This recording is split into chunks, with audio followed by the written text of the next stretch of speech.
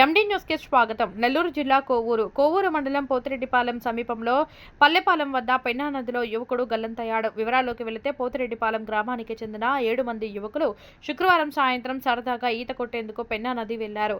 నదిలో మునిగి ఈత కొడుతుండగా మేకల సురేష్ 25 సంవత్సరాలు అనే యువకుడు నీళ్లలో కొట్టుకొని పోయి గల్లంతయ్యాడు. విషయం తెలుసుకున్న పోతిరెడ్డిపాలెం గ్రామస్తులు గాలింపు చర్యలు చేపట్టినా యువకుడు దొరకలేదు. విషయం పోలీసులకు సమాచారం అందించారు. పోతిరెడ్డిపాలెం సమీపంలో పెన్నా నదిలో నిన్న గల్లంతు అయిన మేకల సురేష్ మృతి చెందాడు.